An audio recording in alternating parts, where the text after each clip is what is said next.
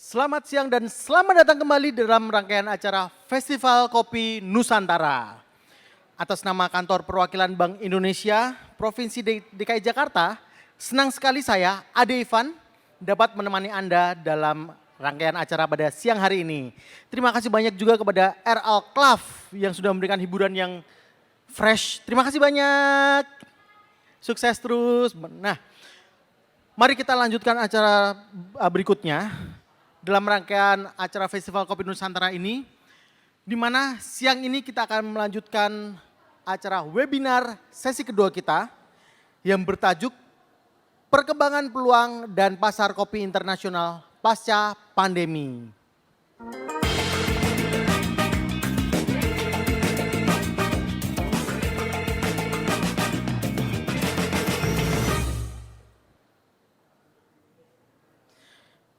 Baiklah, sebelum kita memulai webinar sesi kedua kita ini, izinkan saya untuk memperkenalkan para narasumber kita pada siang hari ini. Yang pertama, telah bergabung bersama kita ada Bapak Maralop, Direktur Kerjasama Pengembangan Ekspor. Beliau mewakili Bapak Kasan selaku Direktur Jenderal Pengembangan Ekspor Nasional Kementerian Perdagangan. Selamat siang Bapak Maralop.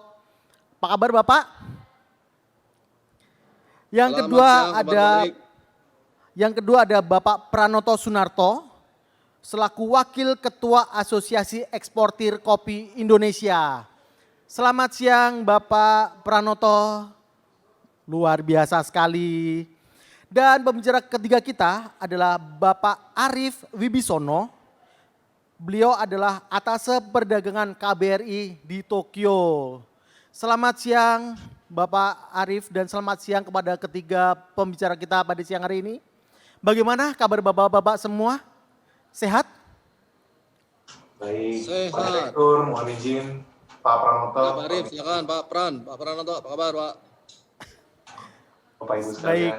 terima kasih banyak. Nah, sebelum kita memulai kembali rangkaian acara pada hari ini, sebelum kita memulai webinar kita pada sesi kedua ini, saya ingin mengingatkan kembali bagi para Bapak Ibu semua yang sudah bergabung untuk tetap memastikan koneksi internet Anda terhubung dengan baik ya.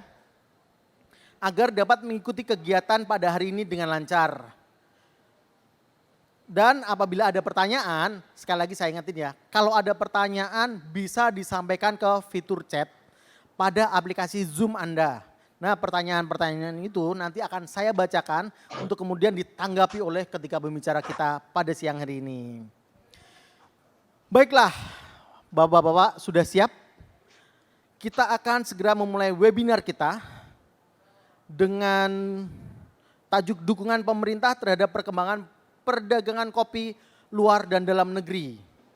Untuk itu, saya akan mengundang pembicara pertama kita kepada Bapak Maralop selaku Direktur Kerjasama Pengembangan Ekspor Kementerian Perdagangan untuk menyampaikan informasi dan presentasinya. Tapi Pak, sebelumnya perkenankan saya mengecek dulu apakah Bapak sudah bergabung dengan kami. Silakan dicek suaranya Pak. Saya punya di mute Pak. MC, Maaf. baru aja saya dibuka ini, makanya dari tadi nggak ada suara saya. Wah, di sini terdengaran dengan jelas Pak Maralop. Ya, saya Pak. Ya. Pak Maralop. Dan Pak, saya Pranoto Pak. Punya saya baru dibuka mute-nya Pak. Jadi tadi Bapak nyapa saya nggak bisa nyapa ini sama Pak Maralop maupun Tidak apa-apa Pak. Kalau gitu Ini saya sapa teman-teman sekali lama lagi. semua ini. Halo Pak, selamat Pak siang. Maralop sama saya ke Kanada, Pak Arif di Amerika dulu. Luar biasa sekali. Pak Not Baik, Pak. kedengaran kok. Saya akan ke Pak Maralop dulu. Apakah Bapak Maralop sudah bergabung dengan kita? Sudah. Oke, Sudah siap. dengar? Kalau begitu kepada Bapak Maralop, waktu dan tempat saya persilakan untuk memberikan presentasinya. Baik, terima kasih.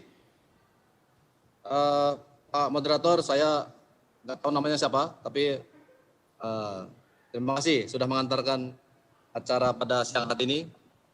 Ada pembicara lain, Pak Not dan Pak Arif, mudah-mudahan akan menambahi nanti apa yang saya sampaikan pada siang hari ini. Pertama, saya perlu mungkin menyampaikan Terima kasih kepada Bapak Direktur Kantor Perwakilan Bank Indonesia Provinsi DKI Jakarta, kemudian Bapak Ibu perwakilan dan asosiasi dan petani kopi yang hadir, saya lihat cukup banyak di sini. Kemudian Bapak Ibu sekalian yang hadir melalui Zoom meeting ini. Saya diberikan waktu berapa lama, Pak? 15 menit cukup? 15 menit cukup sekali, Pak. Cukup sekali. Oke. Kalau gitu saya upayakan lebih cepat, Pak, supaya Bapak lebih senang mendaftarnya. Baik. Bapak Ibu, saya akan menyampaikan materi. Saya gunakan slide. Bapak Ibu mungkin mengikuti slide. Nanti akan saya skip yang tidak begitu penting. Tapi saya akan menjelaskan beberapa hal yang mungkin baik dari apa yang kami lakukan sehari-hari di Kementerian Perdagangan. Bapak Ibu, kita lihat dulu kinerja ekspor kita Januari-Agustus tahun 2020. Total ekspor non-migas kita pada periode Agustus 2020 103 miliar. Nah, neraca perdagangan kita kira-kira seperti gambar, kita surplus 11 miliar US dollar. Di mana ekspor kita ada 103 miliar dan impor kita 92 miliar. Ini kalau Bapak Ibu lihat surplus ini angka yang cukup baik selama beberapa tahun terakhir. Inilah angka yang surplus kita yang cukup baik. Jadi kalau pemerintah pada saat pandemi ini justru melihat ada sesuatu yang bisa kita perbaiki dari neraca perdagangan kita, ya ini gambarnya. Kita bisa mendapatkan surplus yang cukup besar. Bapak Ibu, sebagai tujuan utama masih tetap ekspor kita ke RRT, Amerika Serikat, Uni Eropa, Jepang, dan India. Dan produk kita masih seperti produk yang kita jual selama di masa non-pandemi. Itu ada lemak, minyak nabati, kemudian bahan bakar mineral, logam, besi baja, dan kendaraan serta spare parts-nya. Ini produk-produk yang kita ekspor. Dari sisi komoditi kopi, ini Bapak Ibu bisa melihat juga angkanya surplus. Harusnya memang ini harus terjadi karena kita produksi kopi. Impor kita 29 juta US dollar dan ekspor kita 500 sekian juta US dollar. Namun apabila dilihat dari angka-angka bahwa sebenarnya ekspor kita ini juga cenderung menurun dari tahun ke tahun. Angka nanti bisa dilihat lebih jauh. Sekalian juga saya mohon, ini karena saya dijadikan admin, ini saya bisa melihat semua orang mau masuk ini. Bisa di stop nggak? Saya tidak melihat ada mau masuk. Two people enter, saya jadi tertutup kameranya. Coba, ini bisa lihat, saya hilang.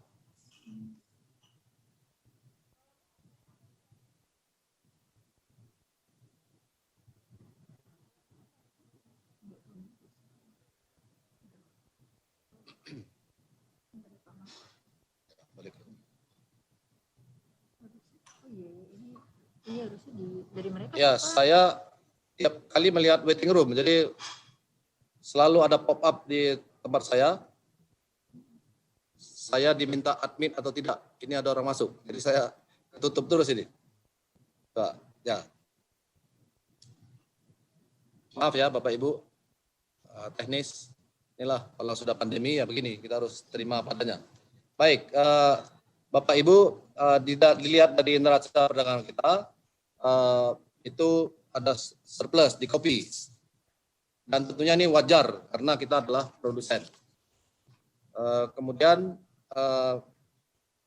kalau mau dilihat dari Januari Agustus, ekspor kita di kopi adalah 98% itu biji kopi tanpa disangrai, 1% biji kopi sangrai non decaffeinated, kemudian dan seterusnya seperti di gambar kita. Nah, tujuan utama ekspornya masih Amerika Serikat, Malaysia, Jepang, Italia, Mesir. Negara eksportir di dunia, apabila melihat tahun 2019, Indonesia itu di level 9, 2,9%. Yang pertama masih Brazil, Swiss, Vietnam, dan Jerman. Mungkin Bapak Ibu bisa memahami kalau Jerman ini reekspornya cukup besar, kemudian sama dengan Italia reekspornya cukup besar, dan Prancis dan Swiss terutama. Kalau yang lain semuanya adalah produsen. Nah, Bapak Ibu sekalian, apabila kita mau melihat bagaimana kita mau mengembangkan ekspor kita di sektor di komoditi kopi, ini ada tentu masalah yang perlu kita lihat sekarang ini bertambah-tambah karena ada COVID-19. Yang pertama itu adalah rendahnya tingkat daya saing kita, terutama karena kapasitas SDM kita yang cukup rendah, kurangnya promosi dan branding dari produk kita, kemudian kualitas produk kita tidak stabil seringkali, kemudian kalau dilihat dari pengamasan juga mungkin beberapa tidak memenuhi standar. Nah, yang berikut yang perlu kita ingat, meskipun sebenarnya ini bukan semata, proteksionisme itu bukan semata karena dibuat oleh negara tujuan, tetapi juga karena kita yang tidak siap masuk ke dalam pasar mereka. Jadi mungkin kita sebutlah proteksionisme melalui trade remedies measures, kemudian di situ di dalamnya ada sanitary and phytosanitary dan technical barriers to trade-nya banyak. Kemudian ada penerapan special agriculture safeguard seperti misalnya dilakukan oleh Filipina terakhir. Kemudian ada karena isu kontaminasi bahan kimia di salah satu kopi kita, Gayo, masuk ke Jerman dan ke Perancis, serta adanya isu lingkungan, dan yang terakhir adalah yang paling banyak itu adalah isu sustainability. Kemudian kita perlu juga melihat bagaimana kita memenuhi standar sesuai dengan permintaan pasar. Tentu pasar kita harus kita perhatikan bagaimana mereka melihat produk kita. Standar kita apakah memang sesuai dengan permintaan mereka, apakah sertifikasi kesehatan dan keamanan pangan atau organik sudah kita bisa tunjukkan, dan sekaligus juga ketepatan waktu pengiriman ketika kita bersepakat. Kemudian tantangan lain adalah di tengah pandemi ini banyak negara-negara, hampir sebagian besar negara-negara di dunia menutup pintu untuk berdagang dengan luar.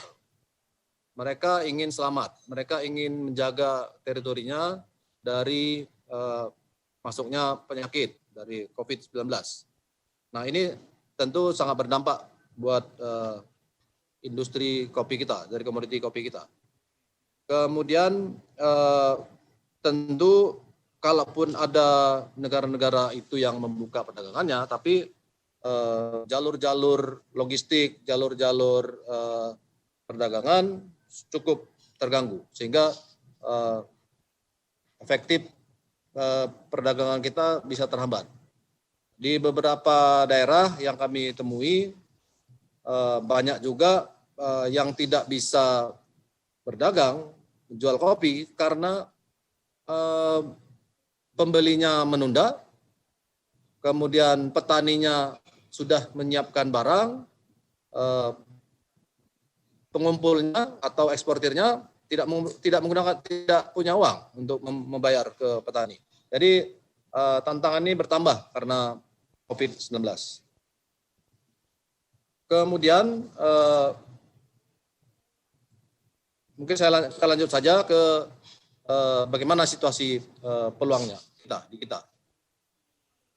Bapak Ibu, apabila kita melihat ke belakang, tentunya Indonesia sebagai sekarang produsen terbesar keempat di dunia, yaitu dengan produk jenis kopi Arabica dan Robusta, Robustanya 75%, sekarang kita keempat. Pada satu waktu nanti Pak Not mungkin bisa menjelaskan juga, kita leading, tetapi dalam akhir-akhir ini kita terus menuju ke penurunan. Nah, nanti Pak Not bisa juga memberikan informasi itu. Kemudian kita merupakan eksportir biji kopi terbesar ke-9. Itu sebesar 2,9% dari kebutuhan dunia. Kemudian eksportir olahan kopi terbesar kedua, ini memasok 8,7% kebutuhan kopi.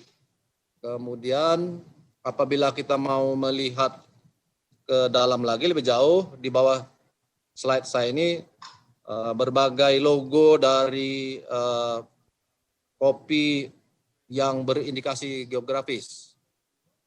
Ini kita punya 31 produk kopi berindikasi geografis, dan saya kira kopi yang paling banyak yang memperoleh IG.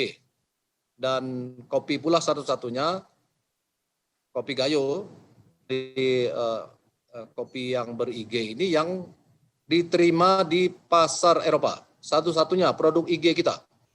Ada 90 tujuan produk IG kita, hanya kopi yang diterima sekarang. Baru Gayo yang diterima di Uni Eropa. Namun kita pasti perlu melakukan promosi yang lebih jauh lagi, lebih intens lagi untuk kopi kita, Arabica Gayo, meskipun sudah diterima di Eropa, harus kita manfaatkan untuk berkembang lebih lanjut. Ada juga permintaan kopi di beberapa negara yang stabil dan meningkat. Nanti Pak Arief juga bisa menjelaskan bagaimana di wilayahnya kopi permintaannya seperti apa. Terakhir kami melihat ada peningkatan dan tentu yang stabil juga di Eropa dan Amerika dan Mesir. Mesir terakhir meminta cukup besar kopi kita. Kemudian ada juga masalah di produsen lain, ini bisa kita manfaatkan. Kolombia, Brasil, dan Peru ini mengalami penurunan pasokan. Nanti Pak Not juga bisa menjelaskan lebih lanjut soal ini, saya tidak akan mencampuri lebih lanjut. Kemudian tren di Eropa yang lebih cenderung kepada specialty coffee. Dan di negara-negara lain, Cina, Jepang, Korea, yang lainnya yang sudah mulai memindahkan kebiasaan minum teh menjadi minum kopi. Saya kira itu menjadi peluang yang cukup baik untuk kita. Nah, secara detail mungkin satu persatu bisa kita lihat. Kalau Cina pada periode Januari 2020 menempati urusan 11. Itu dari kemudian konsumsi kopi meskipun masih cukup kecil dibanding dengan konsumsi teh mereka, namun sejak tahun 2008 ada pertumbuhan sebesar 30% dari konsumsi kopi. Ya, anak-anak muda sekarang sudah lebih senang ngumpul di kedai kopi daripada di tempat minum teh. Kalau seremoni teh, minum teh. Nah, sekarang meskipun tidak ada seremoni, tapi kopi sudah mulai meningkat. Kemudian kalau di Austria minum kopi pasti kalau Bapak Ibu mengetahui pasti ini sudah semacam tradisi. Banyak 92% orang Austria itu minum kopi. Dan rata-rata konsumsinya 1 cangkir atau lebih. Itu sumber dari informasi yang kita dapat dari teman-teman di Austria. Kemudian Amerika Serikat tentunya ini tidak bisa dilakukan lagi, bahwa mereka sebenarnya ada importir yang cukup besar di kopi kita, dan kami dapat informasi dan teman-teman dari perwakilan, nanti Pak Arief juga bisa menyampaikan,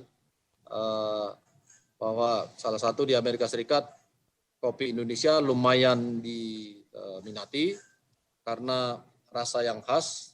Tadi kita punya 31 kopi yang berindikasi geografis, tentunya ini memiliki keunikan sendiri. Dan ini konsumen di Amerika merupakan konsumen yang menyenangi. Jerman yang sejak tahun 2019 merupakan importir terbesar kedua. Sekaligus juga dia merupakan eksportir. Dia beli banyak, juga menjual banyak. Nah, tentu kita juga berharap banyak negara yang bisa seperti Jerman, dia juga membantu kita untuk lebih banyak reekspor produk kita. Apa? What's the problem? Kenapa nggak bisa next? Sorry. Oke. Ya, baik. Bapak Ibu sekalian, saya masuk kepada bagaimana strategi kita untuk bisa mengembangkan ekspor kita di kopi ini. Yang pertama dari SDM. Maaf, saya nggak bisa kembali nih. Ini kenapa ini?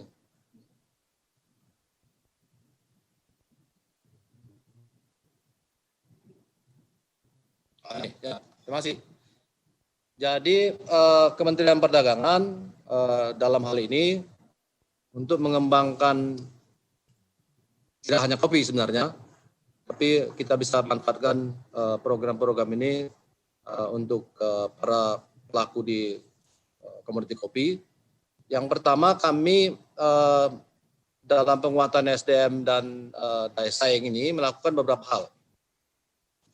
Yang pertama, kami ada program yang namanya coaching, pendampingan kepada para pelaku usaha kita untuk bisa masuk pasar ekspor.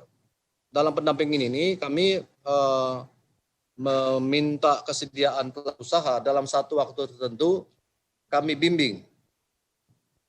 Untuk ekspor itu memang tidak bisa instan. Kalau ada yang bisa langsung ekspor, itu adalah orang-orang yang beruntung. Ketika sudah ekspor, sebaiknya tidak kembali lagi. Kalau sudah ekspor, harusnya bisa terus. Nah, seringkali kan ekspor yang sekali-sekali itu justru tidak baik di sisi kedua belah pihak. Kita sebagai suppliernya tidak bisa continue, si buyer juga demikian. Jadi melalui ekspor coaching program ini kami menyediakan sesuatu dalam rangkaian waktu tertentu membina pelaku usaha supaya bisa siap masuk pasar ekspor. Kemudian yang kedua, kami siapkan bantuan di desain produk dan kemasan. Kalau kopi saya nggak tahu nanti bentuknya seperti apa kalau desain produk. Apakah nanti mohon juga bantuan Bapak Ibu sekalian pelaku usaha seperti apa ini yang bisa kita modifikasi produk-produk kita. Apakah kopinya hanya bentuknya biji diseduh dan sebagainya. Tapi untuk produk lain kalau katakan perhiasan itu kan bisa didesain. Untuk kopi nanti kami juga mohon masukan dari Bapak Ibu sekalian bagaimana kita mendesain produknya supaya berbeda dengan produk lain, tidak hanya sekedar kita menjual biji misalnya. Dan kemasannya itu bisa nanti Bapak Ibu yang memerlukan masuk ke Indonesia Design Development Center. Kita bisa siapkan. Kemudian pengembangan merek dan fasilitasi sertifikasi. Meskipun ini kami nggak bisa berikan masif, katakan yang fasilitasi sertifikasi tidak bisa masif karena memang keterbatasan anggaran dan sumber daya yang tersedia untuk kami. Tapi ini menjadi salah satu program yang siap kami kerjakan. Kemudian pengembangan produk ekspor tertentu, khususnya tadi saya sudah sebut IG, produk ber-IG itu cukup bisa kita jual karena keunikannya. Dengan indikasi geografis tentunya produk itu memiliki standing point yang lebih baik daripada produk-produk yang biasa. Kemudian organik. Organik ini tentu kalau Bapak Ibu melihat tren perilaku konsumen di dunia bahwa semakin besar konsumen kembali ke alam, kembali kepada produk-produk yang tidak menggunakan bahan kimia yang berlebihan atau tidak sama sekali menggunakan bahan kimia. Dan kami bersama dengan Kementerian Pertanian sedang menggarap beberapa pelaku usaha, kami bimbing selama 2 tahun di produk organik ini untuk siap memasuki pasar ekspor. Mudah-mudahan di tahun depan sudah ada yang siap masuk ekspor. Kemudian kami juga bekerja sama dengan mitra di luar negeri untuk membantu para pengusaha kita. Untuk kopi misalnya, dengan Kanada kami melakukan pembinaan bagaimana mempromosikan produk kopi kita untuk bisa masuk ke pasar yang lebih luas, ke Amerika, ke Kanada, ke Eropa. Kemudian dengan CBI sama kami melakukannya. Kami melihat dengan kerjasama dengan mitra di luar negeri, kita lebih banyak mendapat network. Mereka, lembaga-lembaga ini di luar negeri, punya network. Mereka punya teman, karena mereka kenal di lapangan. Nah, kita memanfaatkan kerjasama dengan mereka untuk lebih cepat mendapat kepercayaan daripada konsumen, dari para buyers di negara mereka. Untuk CBI misalnya tahun ini kerjasama kami memang tidak di kopi lagi, tapi kami tetap bekerja sama dengan mereka dan komoditinya sekarang home decoration dan natural ingredients. Di dalamnya itu ada minyak atsiri dan turunannya. Tapi sebelumnya dengan CBI kami melakukannya dengan komoditi kopi, salah satu. Dengan Kanada, dengan komoditi kopi. Dengan Arise Plus, dengan Eropa, kami memfokuskan diri untuk produk-produk GI, termasuk kopi di dalamnya. Sudah 2 kali kami lakukan promosi bersama Arise Plus untuk kopi Gayo dan kopi Parahyangan, kopi Preanger. Yang berikut mungkin kami sedang berbicara apakah kopi Kintamani atau kopi yang lain. Kami menunggu kesiapan dari Bapak Ibu sekalian yang kopinya sudah memiliki IG dan siap untuk dipromosikan. Mohon disampaikan kepada kami supaya nanti bisa kita atur jadwal promosinya. Deregulasi saya kira saya nggak perlu panjang di situ. Kemudian mungkin penguatan dan perluasan akses pasar. Kami melakukan banyak kegiatan yang sifatnya mempertemukan pelaku produsen dengan pembeli, eksportir dengan importir, pemilik barang dengan pembelinya di luar. Nah, itu bisa melalui berbagai hal, termasuk tadi dengan kerjasama dengan mitra tadi, termasuk juga ada kegiatan mempertemukan buyers. Nah, tentunya kegiatan-kegiatan seperti ini pun tidak bisa kita lakukan masif. Harus juga terencana, karena buyer sendiri pun ingin informasi yang lengkap dari para calon mitranya. Tentu tidak bisa kita pertemukan sekarang satu orang tiba-tiba pertemukan dengan satu buyer di luar. Buyers ingin lebih detail. Nah, ketika kita ingin mempertemukan Bapak Ibu sekalian, mohon disiapkan informasi yang lengkap kepada kami, kira-kira seperti apa kesiapannya, supaya buyers yang kita cari juga pas. Sudah ada informasi awal dulu yang bisa dilihat oleh buyers bahwa ini calon mitra saya ini memang siap untuk menjadi mitra saya. Nah, itu jauh lebih baik daripada kita secara hit and run memberikan informasi kepada buyers. Ini ada calon penjual, tapi kita nggak punya informasi yang cukup untuk kita pertemukan. Nah, secara reguler kami akan tetap melakukan business matching. Misalnya untuk kegiatan business matching ini pada bulan ini ada Trade Expo Indonesia. Karena masa pandemi ini kami lakukan secara virtual dari tanggal 10 sampai 16. Disinilah salah satu nih platform yang bisa kita gunakan untuk mempertemukan antara kita, Bapak Ibu para penjual dengan pembeli. Saat ini sudah ada terdaftar 1.600 sekian buyers, meskipun bukan hanya kopi ya, tapi sudah ada 1.600 sekian. Mudah-mudahan nanti di hari hanya tanggal 10, waktu dibuka oleh Bapak Presiden, sudah lebih banyak buyers yang datang. Bapak Marolop, maaf, waktunya Ya, sudah habis. waktu saya sudah lewat ya, saya tahu. Saya sudah diingatkan oleh teman ini bahwa saya sudah lewat. Tapi ini sudah terakhir. Kami akan melakukan juga promosi-promosi baik melalui e-commerce, menggunakan teknologi yang digital. Karena kami lihat memang kita nggak bisa lepas lagi dari perdagangan melalui online.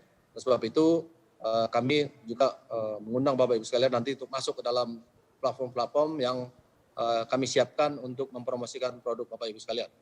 Dan banyak lagi program yang bisa kita manfaatkan untuk Bapak Ibu sekalian pelaku kopi, sektor kopi, untuk bisa kita bantu. Tapi tadi saya seperti saya katakan di awal, tolong berikan kami informasi yang cukup supaya ketika mempromosikan produk Bapak Ibu sekalian, mempromosikan perusahaan Bapak Ibu sekalian, kami memiliki informasi dasar yang bisa diserap oleh calon mitra Bapak Ibu supaya cepat tanggapan dari calon buyer kita. Saya kira demikian Pak, meskipun saya tadi janji lebih kurang dari 15 menit, sekarang sudah lebih banyak dari 15 menit. Terima kasih Pak. Saya kembalikan ke Pak Moderator. Baik, terima kasih banyak Bapak Marolop atas presentasi yang diberikan. Sangat lengkap dan sangat informatif. Untuk selanjutnya, tapi Pak mohon untuk jangan kemana-mana dulu karena nanti masih akan ada sesi tanya jawab di akhir webinar. Dan kembali saya ingatkan bagi Bapak Ibu peserta jika ingin bertanya silahkan ketik pertanyaannya di kolom komentar. Baiklah, untuk berikutnya, pembicara berikutnya kami akan mengundang Bapak Pranoto Sunarto selaku Wakil Ketua Asosiasi Eksportir Kopi Indonesia untuk dapat memberikan presentasinya. Tapi sebelumnya saya ingin menyapa Bapak Pranoto dulu. Halo Bapak Pranoto, selamat siang. Sudah bergabung? Yang Suaranya sudah bisa keluar Pak? ya, udah. Oke baik, kalau Tadi begitu. di mute Pak. Ya. Baik, kalau begitu kepada Bapak Pranoto, waktu dan tempat kami persilahkan. Ya. Terima kasih Pak Moderator. Pertama saya menyapa teman saya Bapak Marolo. 5 tahun lalu kita ke Kanada bareng ya, kita dalam acara program. Kalau Pak Arief tak asing lagi, setiap kali waktu di Amerika, kalau pameran saya selalu ketemu sama Pak Arief sama timnya lah ya. Karena saya lihat ini sebetulnya kalau kita acara gini 15 menit ini sangat kurang gitu ya. Makanya nanti biar presentasi saya itu di copy dan dibaca aja. Saya akan get through cepat biar lebih anu. Terima kasih Pak Marolop, cukup lengkap Pak Marolop ini. Tapi Pak Marolop ini lebih banyak ini untuk urusan sama pemerintah gitu ya, peraturan-peraturan. Jadi sebelum mulain, biar teman-teman tahu gitu, Indonesia ini adalah negara yang ketiga dan keempat in and out tiap tahun gantian sama Kolombia penghasil kopi di dunia. Ya. Dan terus terang kalau ngomong Indonesia itu juga create monster dunia gitu. Kenapa saya bilang create monster dunia? Ya, pertama pada waktu awal dulu bibit kita itu zamannya VOC itu bibit kita itu menuju Brasil via Suriname gitu ya. Sehingga sekarang Brasil nomor 1 gitu. Terus Vietnam juga jadi nomor 1 karena apa? Kira-kira 35 tahun lalu belajar sama Aiki gitu, gimana nanam kopi gitu, sehingga dia menjadi negara nomor 2 terbesar di dunia. Dan sekarang ketua Fikova-nya itu sekarang jadi Menteri Pertanian. 3-4 tahun lalu itu sempat dia datang lagi ke Aiki gitu, dia minta diajarin gitu, gimana nanam kopi Arabica gitu. Karena ternyata Indonesia ini biarpun kalau secara kuantiti lebih kecil daripada Vietnam, tapi kita dapat duitnya lebih besar. Karena apa?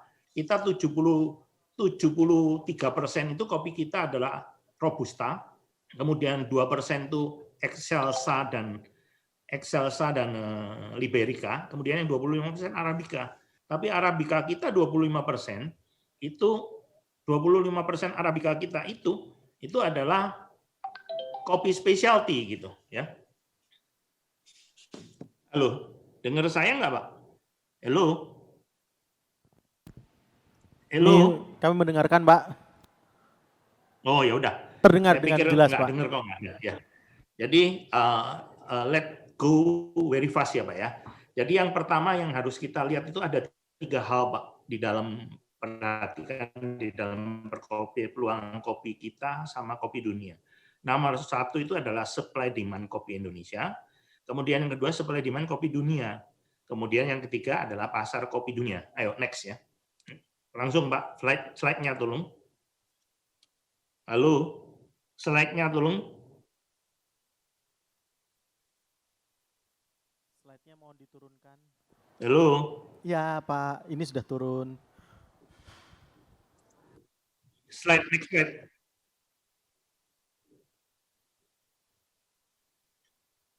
Halo. Ya. Jadi kecepatan Pak ya. Kecepatan Pak. Slide yang ketiga Pak dulu Pak.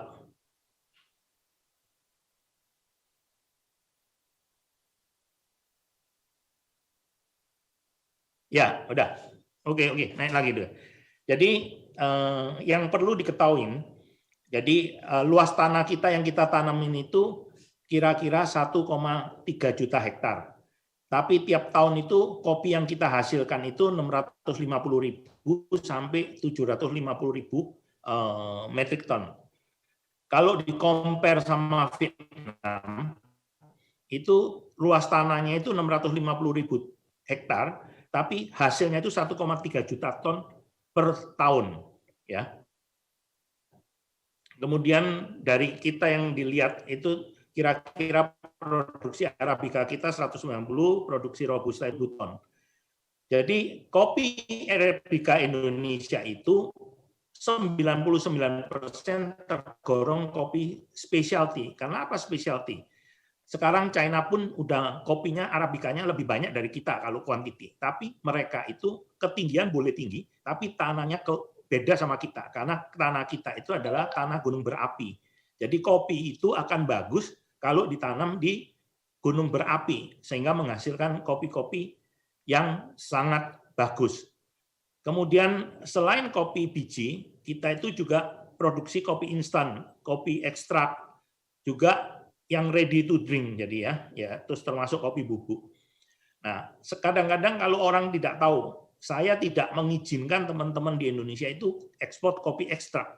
Karena tahu kopi ekstrak yang 1 galon, yang isinya 4,5 liter itu bisa menghasilkan kopi kaleng seperti yang banyak beredar di Jepang itu buat 1 kontainer, Pak, 20 feet. Jadi kira-kira 2.200 karton, kaliin aja 24 kaleng per karton. Jadi berapa banyak? Kalau kita terus menghasilkan itu, Pak, sangat rugi buat kita. Ya, next slide tolong. Next slide tolong, ya. Ya. Konsumsi kopi dalam negeri itu selama 5 tahun terakhir itu menurut orang sekarang itu kita 360.000 ton per kapita gitu ya, 1,5 kilo per orang. Tapi menurut saya itu 1,5 kilo itu enggak tepat sekali, bukan kopi. Kadang-kadang kan orang kalau kopi tubruk maupun saset oke. Tapi kalau namanya kopi mix kalau kopi biasa itu isinya 7 gram. Yang kalau saset itu 20 gram, itu kopi mixnya itu, kopi aslinya itu 7 gram, kemudian ditambah gula sama creamer. Nah, kopi giling, kemudian kopi kekinian yang banyak yaitu sekarang instant coffee. Kalau instant coffee itu karena mereka itu cuma pakai 2 gram, jadi banyak creamernya. Jadi bukan kita benar-benar bukan jual kopi gitu ya.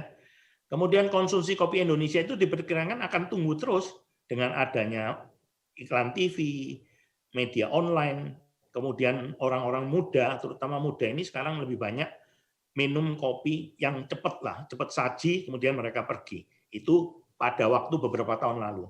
Tapi yang terakhir ini, mereka ini udah menikmatin specialty kopi, yaitu kopi-kopi di kedai kopi. Tapi memang selama pandemi ini kita turun sekali karena tidak diizinkan, karena PSBB, sehingga penyerapan kopi specialty kita turun, bukan hanya di Indonesia, di dunia, termasuk pembeli besar kita yaitu di Amerika, kemudian di Korea, Eropa, Jerman itu termasuk yang paling besar, kemudian juga Jepang itu turun dengan drastis. Tapi gimana pun drastisnya, itu kita masih sisa 30% lah, hilang 70% terus terang. Makanya sekarang ini sangat prihatin buat pemain-pemain kopi specialty Indonesia. Next slide, tolong.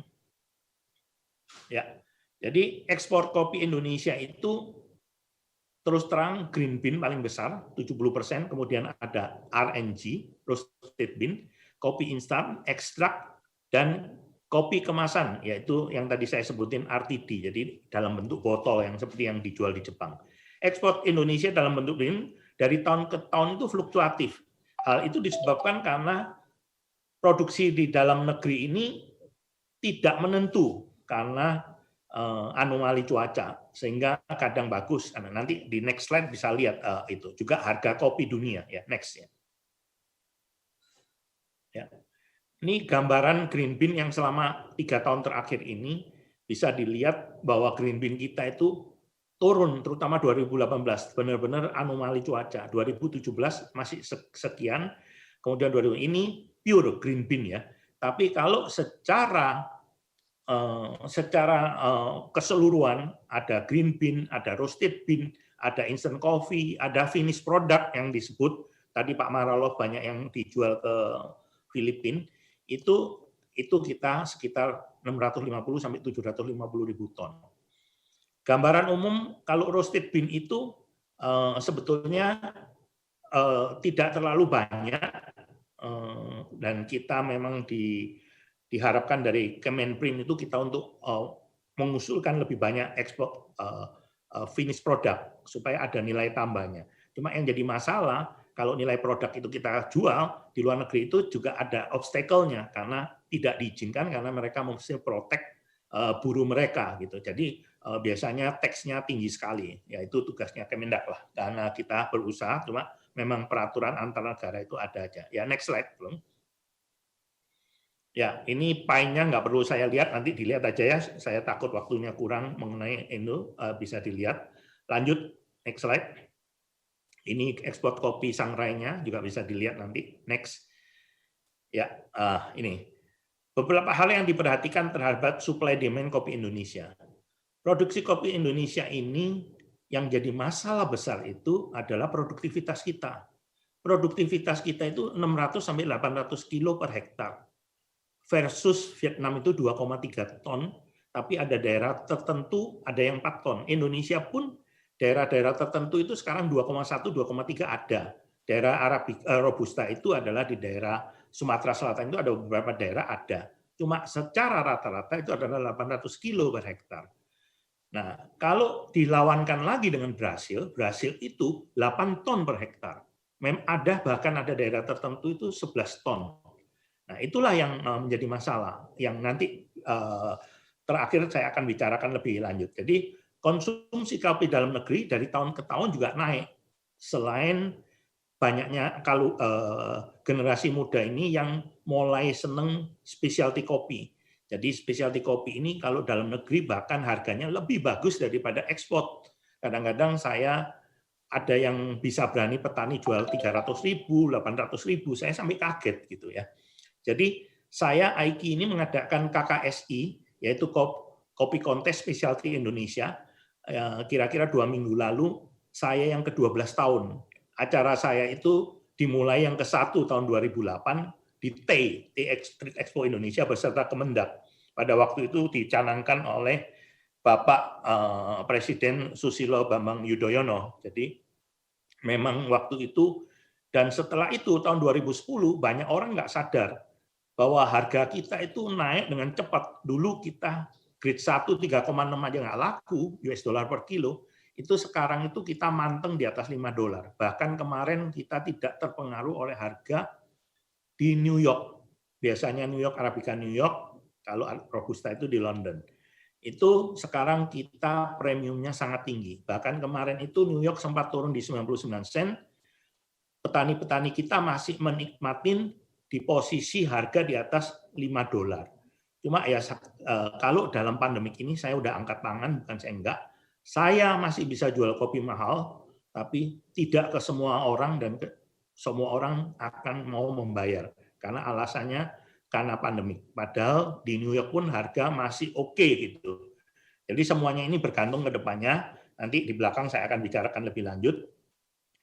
Ya, kemudian yaitu harga. Dalam 3 akhir ini, yaitu tadi saya bicarakan, banyak orang yang ngeributin masalahnya kopi import. Ya, kalau dari Kemendak ributin import biji kopi, green bean. Kalau dari Kemenprin ributin import instant coffee gitu. Jadi perlu saya jelaskan di sini. Jadi sebetulnya semua ini tidak perlu kita menjadi paranoid ya. Sebetulnya kalau dilihat tadi Pak Maralo ngomong gitu, antara import dan ekspor itu kita selanya masih banyak gitu, besar gitu ya. Kita tidak perlu paranoid. Kenapa saya bilang saya selalu menghimbau teman-teman di biji kopi ini tetap ekspor Arabica kita, karena Arabica kita itu memang harganya tinggi, di atas $5 per kilo. Kita bisa import kopi Brasil yang harganya di bawah separuhnya mereka. Jadi kita import itu tujuannya kita menggantikan kopi-kopi diekspor untuk blending dengan kopi-kopi kita juga direekspor, ada yang dipakai dalam negeri. Jadi pemerintah itu nggak perlu parno dalam hal ini. Karena apa? Kita berusaha ekspor itu kita dapat devisa. Tujuannya kan begitu. Dan kita import itu sama sekali tidak membahayakan dan tidak membahayakan dan jeopardize petani Indonesia. Kalau ngomong petani Indonesia merasa terpukul, itu bohong. Karena saya terus terang cerita aja. 100% kopi kita itu kalau dilepas akan diserap oleh dunia. Bahkan pemain lokal pun akan bingung nggak bisa dapat bahan baku. Karena apa? Karena memang ternyata kopi-kopi kita itu kopi-kopi bagus. Ya, cuma kita kadang-kadang petani selalu ngomong, kopi saya nggak laku. Saya selalu ngingetin, Pak, jadi petani jangan ikut spekulasi. Biarkan pedagang yang spekulasi, karena pedagang spekulasi punya duit. Kalau memang kalah, dia masih bisa bertahan. Kalau petani melakukan spekulasi, itu adalah salah. Makanya saya selalu mengingatkan, jangan pernah takut. Saya mengingetin petani-petani saya. Untung 100, untung 500 tetap ambil, tetap bisa jalan. Kalau punya pinjaman dan utang sama bank, bisa dibayar. Jangan Bapak nunggu. Seminggu lagi nunggu, ternyata anjlok. Bapak tunggu lagi 2 bulan gitu. Ya kan, Nah, kalau Bapak ngomong bapepti itu zaman dulu, zamannya kakek saya di kopi, itu memang waktu panen kita sapu. Kalau udah nggak panen kita jual karena untung. Zaman sekarang nggak bisa. Di New York naik turunnya itu bukan ditentukan karena panennya atau supply demand. Yang main itu adalah fund manager. Saya selalu mengingatkan orang-orang gitu, terutama petani gitu. Loh, kayak kemarin petani saya berteriak dari Kintamani, dari Bali apa, Pak, saya sekarang beli kopi 70.000. Pak, kopi Bali itu bergantung base-nya dari kopi Sumatera Utara yang mana banyak sekali demand-nya. Jadi Bapak jangan mengharapkan Bapak yang leading untuk itu. Jadi Bapak misalnya sekarang di dunia, terus terang dalam keadaan sekarang, itu kopi di dalam negeri, terutama Sumatera Utara dan Aceh, itu posisi di 50.000, 60.000. Berarti apa? Kopi dari daerah lain harus di bawah itu. Petani saya yang di Bali ngomong, Pak, saya belinya 70.000. Makanya saya bilang, karena Bapak ikut spekulasi pada waktu itu. Karena petani itu kan kelompok tani, Pak. Mereka teman-temannya kiri kanannya dibeli, Pak, sama dia. Supaya dia bisa ikut main harga gitu. Nah itu, Pak. Jadilah petani yang tulen. Kemudian mau jadi trader, jadilah trader yang tulen. Gitu loh. Jadi kita jangan main kiri kanan, hilir ke hulu, hulu ke hilir. Tidak bisa. Saya pun generasi ketiga di kopi dari kakek saya. Kakek saya itu mainnya dulu pengumpul kopi. Saya pun sekarang nggak mau pemain market kopi seperti Robusta. Saya main di Arabica. Oke Pak, next Pak. Saya takut waktunya kurang. Kalau mau cerita, saya tadi minta moderatornya harusnya saya ditaruh terakhir ini biar saya nutup. Oke. Terus produksi kopi dunia, ya biar cepat nanti dibaca aja. 5 besar produsen kopi dunia itu Brasil, Vietnam, Kolombia, Indonesia, Ethiopia. Dan yang perlu diperhatikan Ekuador juga nyusul gitu. Ethiopia ini juga bahaya. Makanya saya pengen bekerja sama, saya juga timnya Menristek memperbaiki produktivitas dunia. Jadi, oke Pak, next Pak, lanjut Pak. Kemudian konsumsi kopi dunia. Sekarang ngomong dunia. Pak, kecepatan Pak, kecepatan. Tunggu Pak, ya tunggu. Nah, oke, biar dilihat dulu 5 besar negara konsumsi terbesar di dunia. Tidak lain tetap Uni Eropa, Amerika termasuk luar biasa, Brasil, Jepang, Rusia, Indonesia udah nomor 5. Nomor 5 aja masih di bawah 300.000 ton. Rusia udah mulai nyalip kita. Jepang daerahnya Pak Arief itu termasuk banyak. Udah next Pak langsung. Juga perlu saya next Pak. Yuk lanjut Pak. Juga buat Pak Maralov yang tadi ngomong Mesir sekarang udah mulai itu, biar Pak Maralov tahu. Jadi dulu itu Pak, seperti Korea Pak. Korea itu dulu beli kopi kita itu dari Jepang, dari Eropa, dari Amerika Pak. Baru kita kirim ke sana, baru mereka balik ke Korea. Makanya pada waktu almarhum Pak Arief itu jadi adabnya Pak, wah naiknya cepat kan sampai 500%. Sama Pak dengan Mesir. Mesir itu sekarang langsung sama Indonesia. Dulu itu belinya lewat Eropa, Eropa, Italia dan lain-lainnya Pak. Jadi jangan kaget kalau Mesir sekarang kelihatannya so big, karena memang kalau Bapak lihat so big sebelum Mesir itu lebih besar lagi itu daerah-daerah Romania dan Bulgaria Pak. Dan belinya itu kopi-kopi Robusta kita yang high grade Pak, yaitu yang extra large bean ya. Oke, kemudian konsumsi dunia terakhir ini 3 tahun ini telah melebihi produksi kopi dunia. Ya, tentunya pengaruh COVID ini menurunkan konsumsi, yaitu tadi yang saya cerita, karena keadaan seperti itu. Kemudian kopi terutama disebabkan konsumsi di negara produsen itu seperti yang tadi disebut Brasil, Indonesia, Vietnam, karena negara-negara konsumen itu kopi non tradisional seperti Korea dan Selatan, Filipina dan China. Ya, next Pak. Ya, lanjut. Pasar kopi dunia green bean itu adalah dalam bentuk green bean, tetap yang seperti yang tadi saya bicarakan. Kemudian kopi biji itu diekspor ke trader, kemudian trader itu yang jual ke kafe-kafe ya. Pasar kopi biji akan terus berkembang di negara konsumen. Ada 2, yaitu tradisional sama non-tradisional. Yang disebut tradisional itu adalah negara-negara yang masih beli biji kopi dan minum kopi ground and roasted. Yang non-tradisional itu yaitu negara-negara yang berkembang, yang mulai minum kopi, yaitu minum kopi-kopi instan 3-in-1, yaitu termasuk China, Korea pada awalnya, Rusia pada awalnya. Rusia sama Korea udah mulai menuju ke pasar tradisional. Next Pak. Ya, Kemudian kopi yang harus kita lakukan yaitu niche market, Pak, pasar jeluk, yaitu pasar kopi spesialty kita sekitar 5% dari dunia, dan memang luar biasa, Pak, orang ngakuin.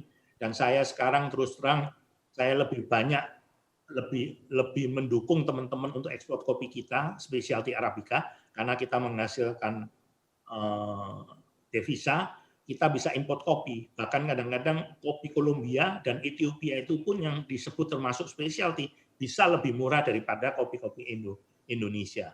Ya, jadi kopi-kopi specialty itu dipergunakan oleh kafe, terutama kafe sekarang. Harga kopi specialty itu yaitu yang di dunia, yang terutama kalau di dunia itu kita ada 5 besar sebetulnya. Satu itu Jamaica Blue Mountain, kedua itu Kona Hawaii, ketiga itu adalah Toraja, kemudian keempat itu adalah Mandailing, nomor 5 itu Java, Jawa Timur, Jawa Tengah, Jawa Barat. Jadi kita di 5 besar luar biasa, kita ada 3 dari Indonesia. Ya, next Pak, lanjut. Ya, ini Bapak bisa lihat nanti kopi-kopi yang di dunia. Lanjut Pak, biar nggak buang waktu Pak. Jadi kemudian ada lagi yang disebut kopi luwak. Kopi luwak itu hanya 1%. Yang jadi masalah sekarang juga perdagangan harus memperjuangkan, karena kita dianggap luwak ini tidak sustain untuk dijual, katanya kita memeras binatang. Padahal binatang luwak itu Pak, biaya untuk menghidupin dia Pak bisa 2-3 juta Pak per bulan kalau benar-benar dihidupin. Mesti makan ayam, mesti ada pisangnya, ada buahnya. Kemudian untuk kesehatan harus dikasih belut. Dan terus terang kopi itu adalah dessertnya Pak. Jadi dimakan itu sebagai dessertnya. Jadi rata-rata luwak itu nggak lebih dari 5 biji kopi Pak, makan kopi. Ya gimana kopi segitu kita jadi mahal, karena nggak banyak luwak yang bisa kita ternakkan untuk bisa keluar gitu ya kan. Itu, dan kita sebetulnya satu-satunya di dunia yang menghasil luwak. Sekarang ada pengikutnya adalah Filipina. Mereka juga kadang-kadang saya dengar beli luwak kita. Kalau Vietnam itu lebih memalsukan lagi. Jadi mereka pakai kimia yang mereka pelajarin dari perut luwak. Enzim-enzimnya yang ada di perut luwak itu dipelajarin sehingga menghasilkan. Makanya kalau Vietnam punya luwak bisa 6 ton, 7 ton itu sangat mengagumkan buat saya ya. Jadi harga luwak ini termasuk specialty, dan ada orang yang berani 70, kadang-kadang ada yang namanya dari Panama bisa sampai 500-600. Tapi ya itulah kira-kira. Next Pak ya. Kemudian pasar kopi olahan yaitu karena teks Pak, yaitu yang salah satunya yang Filipina diributin itu, yaitu mereka itu sebetulnya yang perlu diketahui yang diekspor itu ya rata-rata itu kalau instant coffee satu kontainer 20 feet itu isinya 2000 karton, satu karton itu 100 saset, tiap saset itu kira-kira 2 gram kopinya. Jadi tiap kontainer yang jual itu hanya memakai kopi instan yang kira-kira 440 gram ya. Kemudian persaingan yang lain nanti dibaca aja sendiri karena saya mau cerita yang lebih penting. Kemudian kalau kita mau ekspor kopi, kita harus punya kekasan, yaitu kekasan yang finish product itu kita harus punya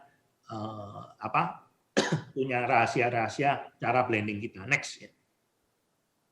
Ya, pasar kopi olahan ya kita menjadi 2, yaitu olahan langsung yaitu roasted bean, kemudian RNG roasted and bubuk, kemudian kopi mix Pak, kopi susu dan creamer. Kemudian yaitu yang tadi saya sebutkan RTD, kemudian yaitu ekstrak. Saya ingatkan lagi teman-teman jangan jual ekstrak.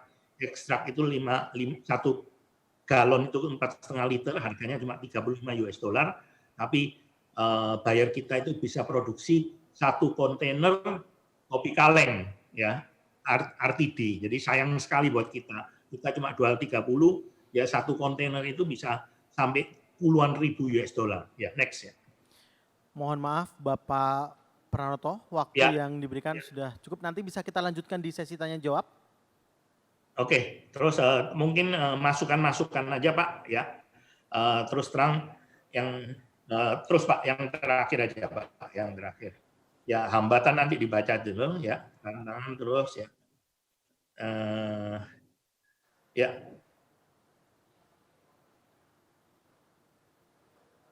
Oke.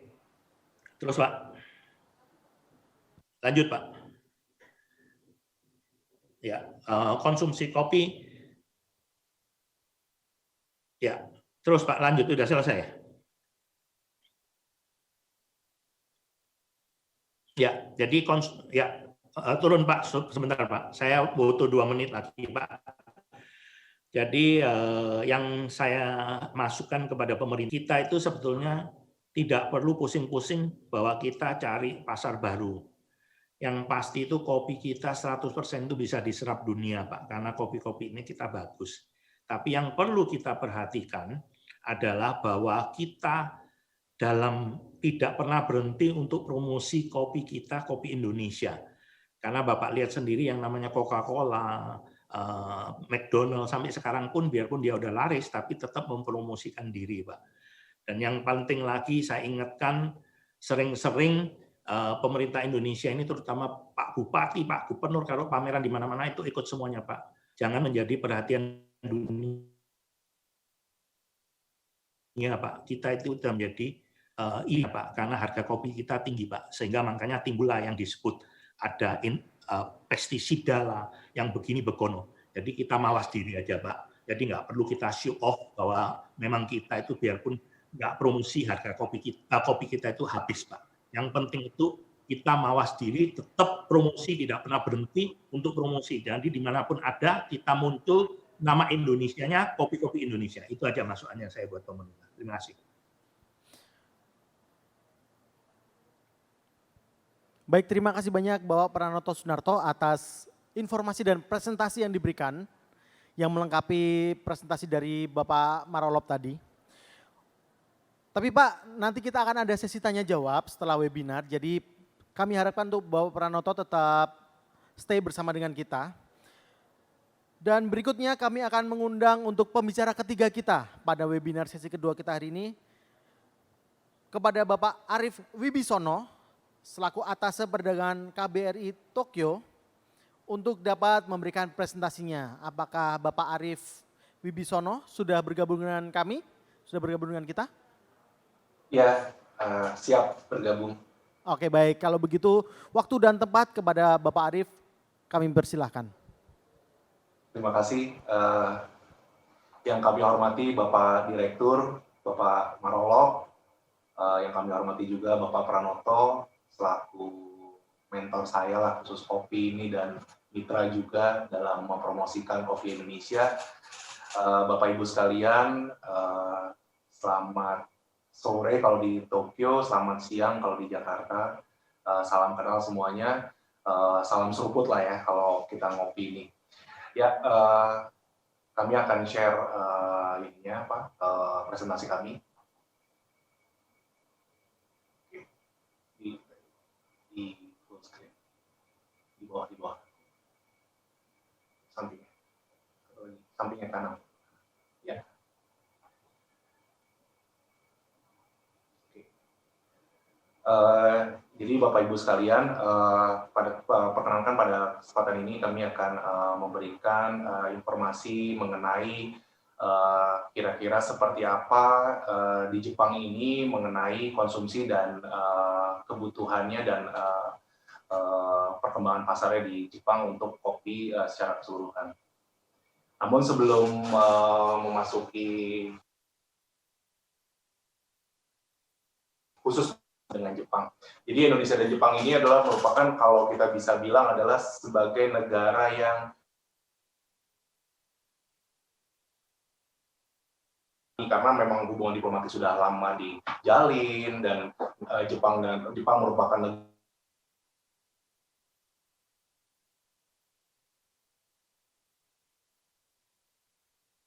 Jadi kalau di sini kita kalau bicara Indonesia itu orang Jepang respect sekali. Jadi ini merupakan satu keuntungan yang bisa kita manfaatkan untuk sebagai modal dasar untuk mempromosikan atau menjual produk Indonesia di Jepang. Nah, namun kalau kita melihat sekarang kondisi Jepang itu seperti apa sih? Nah, ini mungkin agak sedikit mengkhawatirkan karena sekarang lagi masa resesi bagi Jepang. Karena ada beberapa hal yang bertubi-tubi, boleh dikatakan sebagai musibah atau bencana yang bertubi-tubi yang datang ke Jepang. Pertama adalah terkait dengan kenaikan pajak konsumsi di Jepang itu sendiri dari 8% naik menjadi 10% tahun lalu di Oktober. Lalu ada super typhoon Hagibis juga pada bulan Oktober, dan ditambah lagi pada awal tahun ini ada COVID-19. Jadi bertubi-tubi menyebabkan mereka sekarang memasuki masa resesi. Ditambah lagi dengan adanya COVID-19 ini menyebabkan Olimpiade yang rencananya semula dilakukan di tahun 2020 ini kemarin di bulan Juli ini mengalami penundaan. Kemungkinan besar baru akan dilakukan tahun depan. Ini juga kerugian luar biasa sehingga Jepang mengalami resesi yang cukup dalam. Nah, namun pemerintah di sini sudah sedemikian rupa mengeluarkan stimulus, paket-paket stimulus untuk segera mendorong perekonomiannya dia dengan cara memberikan paket-paket stimulus tadi ya. Sekarang lagi gencarnya adalah go to travel, go to eat. Jadi orang dikasih semacam kemudahan, keringanan kalau mau bepergian dan untuk makan di restoran dan sebagainya. Karena beberapa waktu yang lalu kita lihat adalah seperti penjualan secara retail, department store itu semuanya menurun tajam karena adanya lockdown. Di sini memang bukan lockdown ya, tapi kurang lebih seperti itu, state of emergency. Namun memang kalau bisa dilihat ada peluang lagi sebetulnya kenaikan di beberapa item seperti di makanan minuman, di supermarket juga jadi kebutuhannya naik karena orang tidak jajan di restoran, orang tidak makan di restoran, tapi akhirnya makannya di rumah. Nah, kalau di Jepang sendiri ini kita ada filosofi yang mungkin perlu dipahami dulu. Ini ada namanya crisis. Ini ada kalau karakternya ada namanya Kiki. Di Kiki ini karakter ini pertama bisa diartikan sebagai dangerous, sebagai suatu ancaman. Namun di satu sisi krisis ini merupakan suatu opportunity, suatu peluang. Jadi yang bisa dimanfaatkan. Jadi kita tidak boleh melihat krisis ini atau masa pandemi ini yang menyebabkan ekonomi terpuruk adalah sebagai suatu ancaman, namun kita harus bisa melihat peluang-peluang yang bisa dimanfaatkan untuk memperbaiki kehidupan kita. Nah ini sekarang terkait dengan kopi, demand dan supply di Jepang. Kalau tadi Pak Direktur sama Pak Pranoto sudah menjelaskan memang kalau mau menjual kopi sebetulnya bagi kita ini ya mudah-mudah saja sebetulnya, memang apalagi green bean itu mudah-mudah saja sebetulnya. Kenapa? Karena tadi kalau dulu tadi sama-sama Pak Pranoto dulu misalnya kita jualan kopi di promosi kopi di Amerika, itu orang Amerika itu kalau ditanya suka nggak dengan kopi dari Aceh Gayo, wah the best. Mandailing excellent, Wamena eksotis, kopi dari Toraja luar biasa, kopi dari Bali Kintamani enak. Tapi pernah nggak nyoba kopi Indonesia? Belum. Itu jawabannya. Jadi agak ironis sekali kan gitu. Jadi mereka tahu semuanya detail semuanya, tapi pas ditanya kembali tahu kopi Indonesia nggak? Belum kan gitu. Jadi itu merupakan PR kita bersama bagaimana kita tidak hanya menjual kopi tapi juga membranding kopi itu sendiri sebagai salah satu produk yang kita bisa sebagai malah bahkan sebagai ujung tombak untuk memasarkan produk-produk Indonesia lainnya di luar negeri. Nah ini kalau kita lihat sekarang bagaimana sih permintaan kopi dan supply-nya di Jepang ini. Jadi kalau permintaan kopi ini di Jepang ini tiap tahunnya tuh terus meningkat karena tadi ya seperti di Indonesia juga di sini juga karena sebagai lifestyle ya, dan orang sudah memahami bahwa kopi ini adalah minuman yang sehat, jadi orang banyak sudah beralih meminum kopi. Nah ini minum kopi kenapa? Karena salah satunya adalah dianggapnya di sini bisa menurunkan penyakit Parkinson, terus lagi dan juga bisa sebagai treatment untuk penyakit jantung. Jadi ini kedepannya makin luar biasa nih konsumsi kopi di Jepang. Walaupun kita ketahui bahwa selama pandemi ini memang ada kemarin ketika pas lockdown itu memang ada shock ya, maksudnya jadi sehingga banyak toko-toko kopi yang tutup, baik lokal coffee shop maupun yang punya branding, punya chain yang banyak seperti Starbucks, semuanya tutup semua sehingga mengalami penurunan pada saat itu. Jadi pada bulan April, Mei, Juni itu mengalami penurunan, bahkan beberapa eksportir kita yang tadinya kita sudah bantu di sini sudah tinggal melakukan pengiriman, tiba-tiba di cancel, tiba-tiba dibatalkan secara sepihak dan mendadak karena tiba-tiba di sini terjadi lockdown.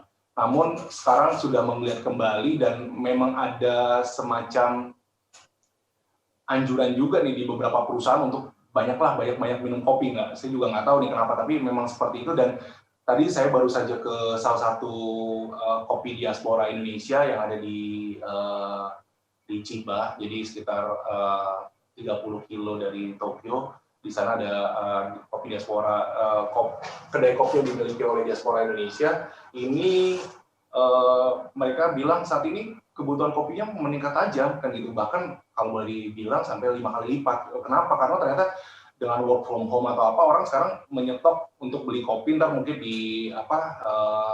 dibikin sendiri di rumah. Jadi kebutuhan kopinya sekarang di stok. Jadi memang kalau misalnya di coffee shopnya ada ditutup, maksudnya masih belum buka full, ya mereka beli sendiri untuk tadi jenis-jenis tertentu, misalnya kopi yang masih yang sudah di roasted atau yang belum, dan nanti mereka akan olah sendiri di rumah.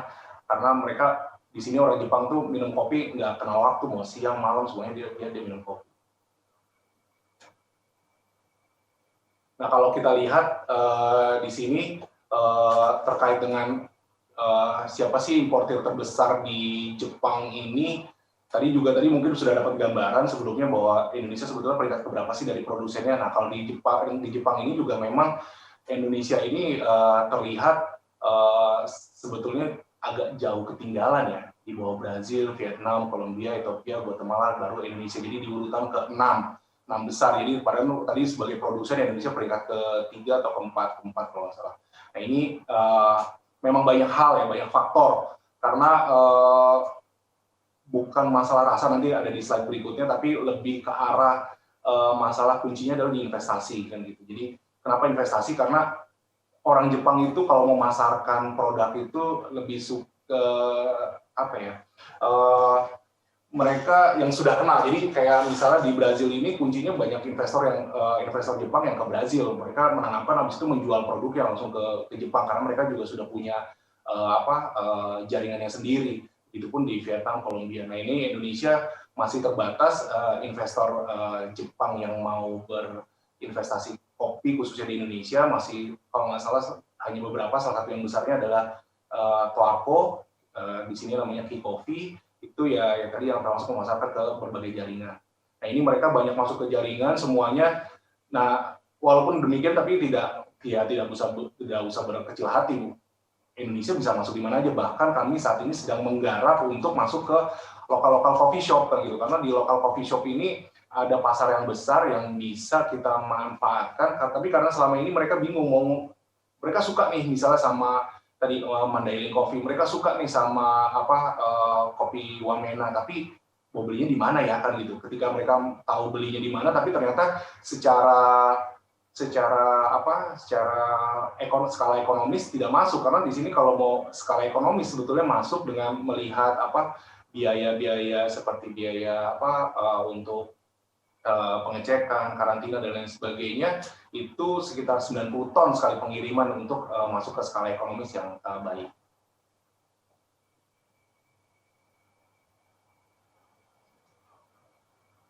Nah ini kalau kita sekarang mau melihat, jadi kira-kira nanti kalau masuk ke pasar Jepang nih, kopi-kopi seperti apa ya kan gitu, atau mungkin yang mau dijual di mana, ini sebagai gambaran. Peta-petanya adalah memang sebagian besar itu kalau untuk konsumsi di Jepang ini, kalau dari jenisnya ini saat ini masih dikuasai oleh kopi-kopi instan dan kopi reguler. Ini dari kita bisa lihat dari matriks berikut.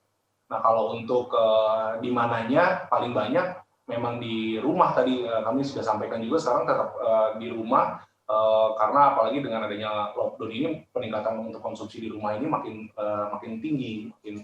Nah ini suatu peluang, jadi berimbang lah, walaupun tadi di coffee shop atau restoran banyak yang tutup, namun konsumsi di rumah tangga itu tetap tinggi.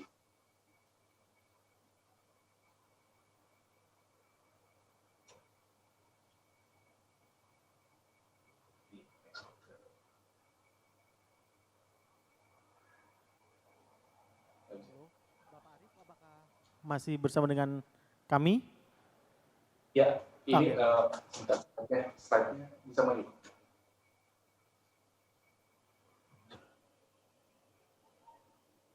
Sebentar, slide-nya agak hang.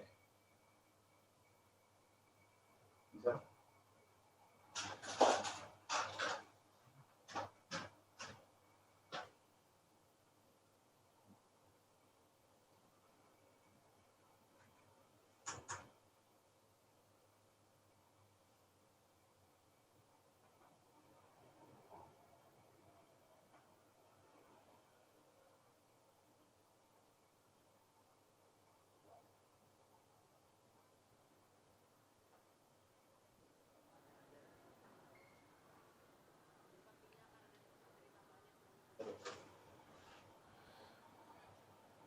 Agak hang nih Pak.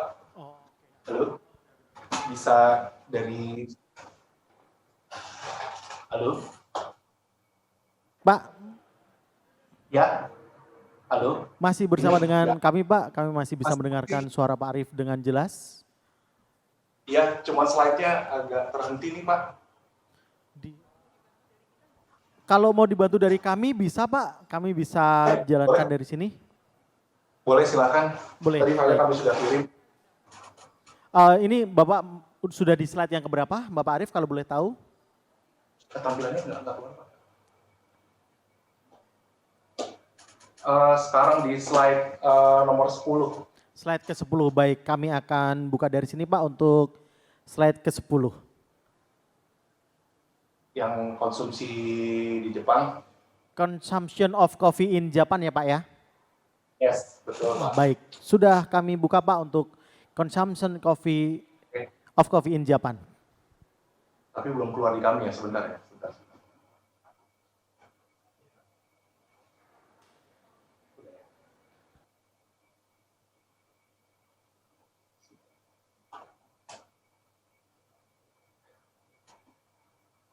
Jadi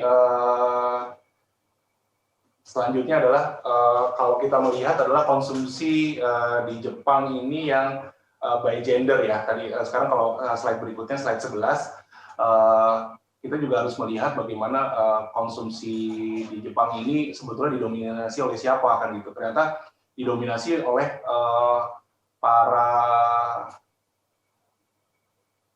para peminum, para coffee lover atau coffee drinker ini yang umurnya sekitar 40 sampai 59.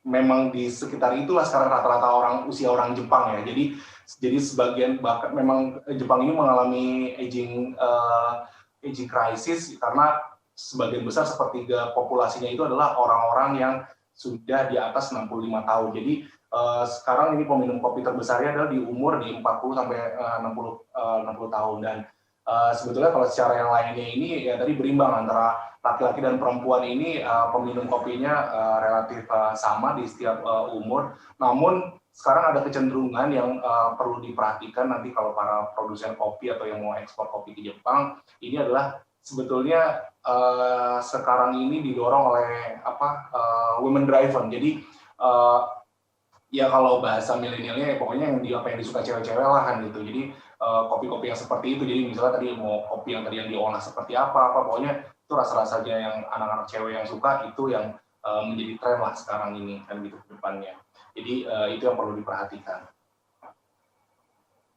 Lanjut.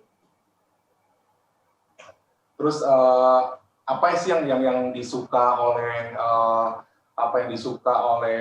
para konsumen di Jepang ini? Kalau kita melihat tadi Pak Pranoto sudah menjelaskan, ada tadi dari kopi dari Blue Mountain, ada yang dari Kilimanjaro, Brazil, dan lain sekalian. Tapi memang tetap masuk nih beberapa kopi Indonesia, apalagi kopi Mandailing dan kopi Toraja. Jadi kalau mau menjual di sini memang yang paling mudah adalah menjual kopi Mandailing dan Toraja karena sudah punya nama luar biasa. Dan apalagi kopi Mandailing ya, tadi once kita mau jualan, bahkan dulu kata-kata specialty coffee kalau nggak salah, mungkin bisa dikoreksi oleh Pak Pranoto. Jadi dulu itu ya keluaran kata-kata specialty coffee itu juga karena ada Mandailing. Jadi salah satu foundersnya Specialty Coffee Association of America bilang ini ada kopi yang luar biasa, dan dia bilang ini Mandailing. Jadi kalau kita boleh berbangga, kopi Indonesia ini ya tadi sebagai salah satu pencetus specialty coffee di dunia ini. Dan bahkan memang tadi kalau bicara specialty coffee di dunia ini cuma ada 3 benua. Satu benua Afrika sebagai benua lahirnya kopi, Amerika Latin, dan Indonesia. Jadi Indonesia ini dianggap sebagai satu benua sendiri karena saking beragamnya varietas yang kita miliki dan ininya cita rasanya luar biasa. Dan tadi kembali lagi seperti Pak Pranoto bilang, nggak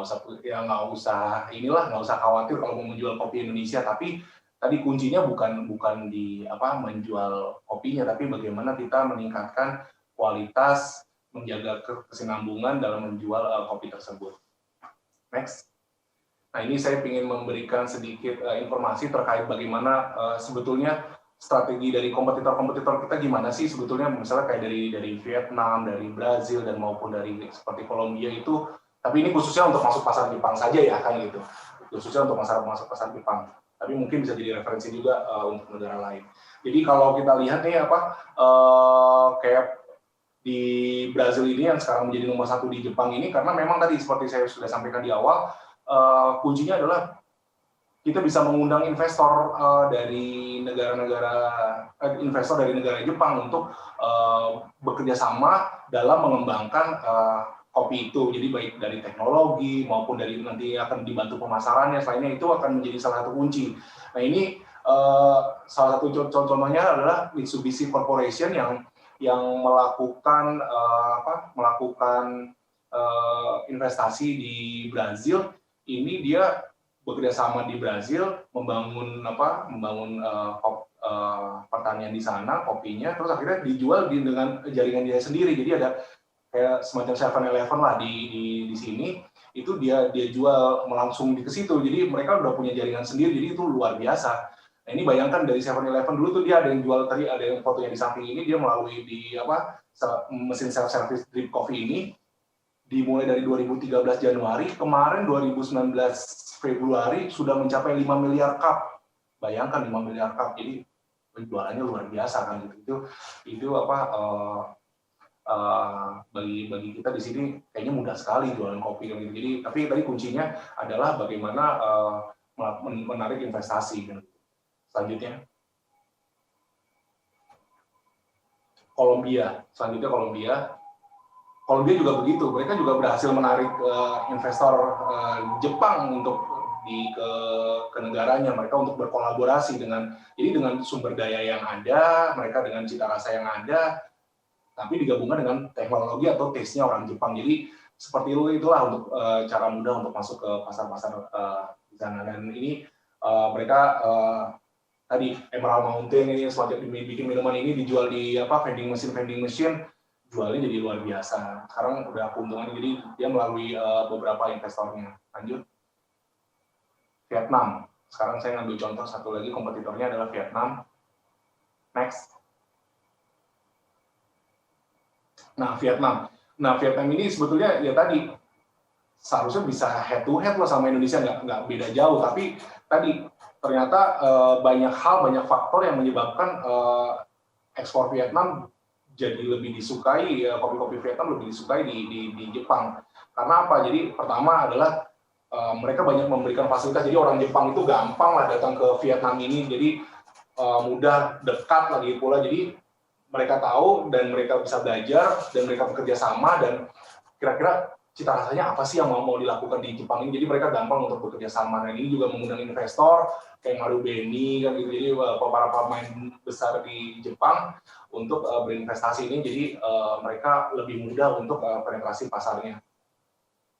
Jadi kalau kita lihat ya tadi banyak hal ya yang maksudnya yang keunggulan dari para pesaing kita yang bisa mereka dengan mudah untuk masuk ke pasar Jepang. Namun kita tidak perlu berkecil hati, karena satu, kita sumber daya kita udah luar biasa nih tadi, kayak Mandailing semuanya itu the best lah, Aceh Gayo the best lah, itu nggak bisa ada gantinya di dunia ini. Jadi kita tinggal bagaimana tadi, kuncinya pertama adalah bagaimana melakukan promosi dan bagaimana kita meningkatkan jejaring kita dan meningkatkan kontinuitas kita.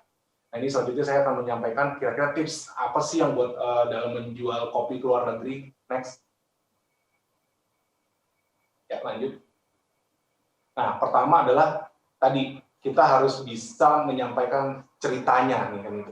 Jadi storytelling itu penting banget kan gitu karena memang sih rasa itu ya yang utama pastinya kan gitu, tapi bukan segalanya kan gitu. Jadi ini bagaimana kita menaruh ceritanya di situ tadi gini. Ketika orang tahu ini enak tadi, tapi dia nggak tahu itu dari mana, dari Indonesia, dari Aceh Gayo, sayang kan gitu. Tapi kalau dia tahu, oh ini dari Aceh Gayo, ini dari Mandailing, yang diproduksi atau dengan memberdayakan wanita-wanita di sana, ini akan menjadi nilai tambah. Tadi kan kita nggak mau cuma jual sekedar jual aja, tadi gampang lah kalau cuma sekedar jual, tapi bagaimana menjual dengan mempunyai nilai tambah. Jadi story is what really matters lah kalau menurut kami. Jadi bagaimana kita bisa menceritakan kembali kopi-kopi kita ini.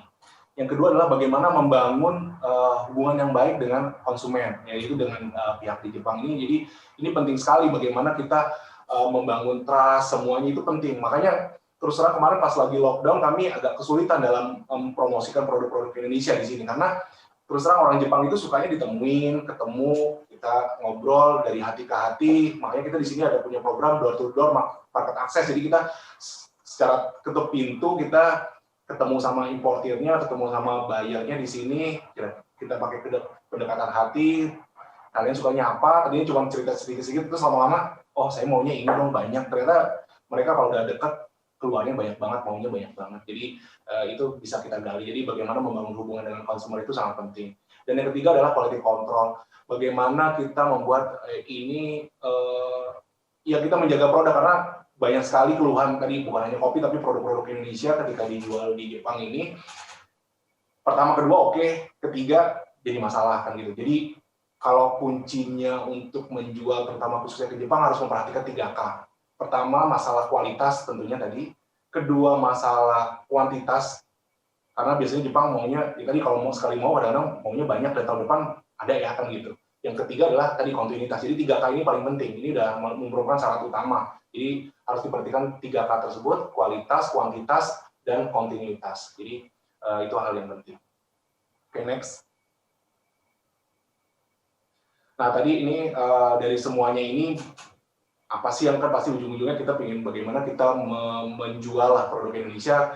Kami di sini tentunya kami adalah perwakilan dari perdagangan, dari Kementerian Perdagangan, perwakilan RI juga di luar negeri.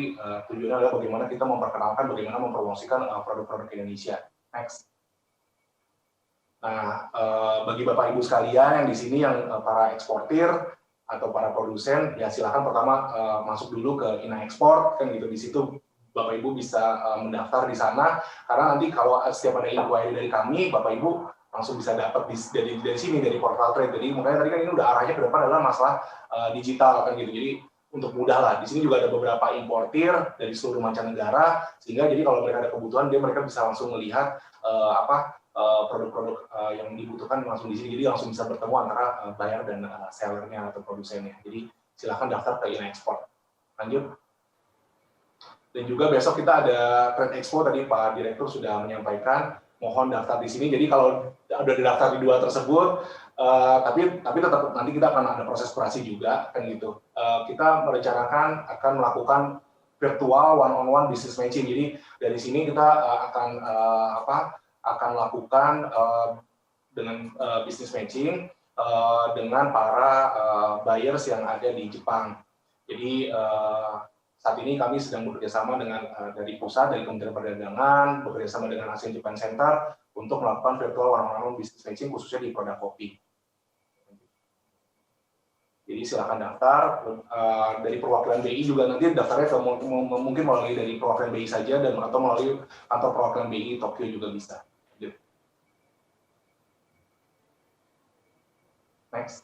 Oke, ini terima kasih berarti sudah selesai. Ini juga sebagai waktu itu Pak Pranoto ini merupakan lambang kita karena kita perlu branding kan gitu, karena Indonesia tadi kopi banyak, jenisnya banyak, ragamnya banyak, apalagi Indonesia banyak banget, tapi kita masih belum jelas nih kita mau membrandingnya seperti apa. Nah, ini makanya dulu pas lagi kita specialty coffee event yang Pak Pranoto ya terbesar waktu itu di Amerika, kita menggunakan logo ini untuk mempromosikan kopi Indonesia secara satu tadi supaya mereka mengenal tadi tidak hanya kopi Gayo, tidak hanya mengenal kopi Wamena tidak hanya mengenal kopi Toraja, tapi juga mereka mengenal kopi Indonesia. Jadi, Coffee is Indonesia. Terima kasih. Wassalamualaikum warahmatullahi wabarakatuh. Baik, terima kasih banyak Bapak Arief atas presentasi yang sangat menarik. Sungguh menarik tadi bagaimana angka nilai ekspor kita tinggi sekali. Dan lebih menarik lagi ternyata kopi Indonesia belum dikenal, tapi yang dikenal adalah kopi Mandailing, Aceh Gayo, dan Wamena. Ini akan menjadi perhatian yang sangat-sangat tinggi ya untuk para eksportir dan juga pelaku industri kopi di Indonesia. Nah, sebelum saya mengundang kembali para pembicara kita, saya mau lihat dulu nih, sudah berapa banyak yang bertanya melalui kolom komentar untuk para narasumber kita pada siang hari ini. Oh, sudah banyak juga. Dan kepada ketiga pembicara kita, kepada Bapak Maralop, Bapak Pranoto Sunarto, dan Bapak Arief Wibisono, saya akan membacakan pertanyaan yang sudah diberikan atau yang sudah ditulis dari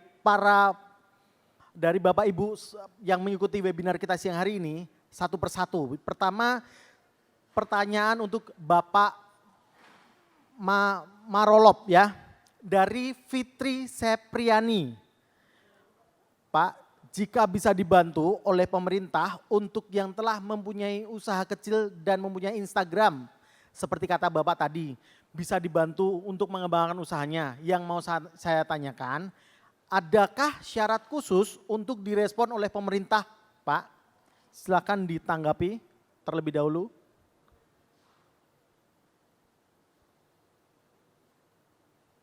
Kepada Bapak Marolop. Oke, ya. Saya mungkin meresponnya umum aja ya. UMKM itu memang mendapat perhatian dari pemerintah. Jadi syaratnya ya nggak ada yang cukup serius kalau untuk persyaratan dibantu oleh pemerintah.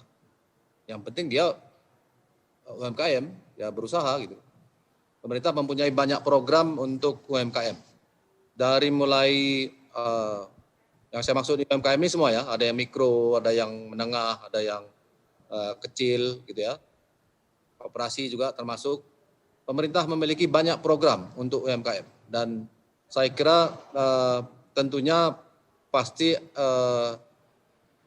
sesuai dengan tingkatan dari pelaku usaha yang bersangkutan. Katakan kalau baru mau memulai usaha ya bisa kita sebut ya mungkin mikro ya, yang kecil-kecil itu, yang sangat kecil.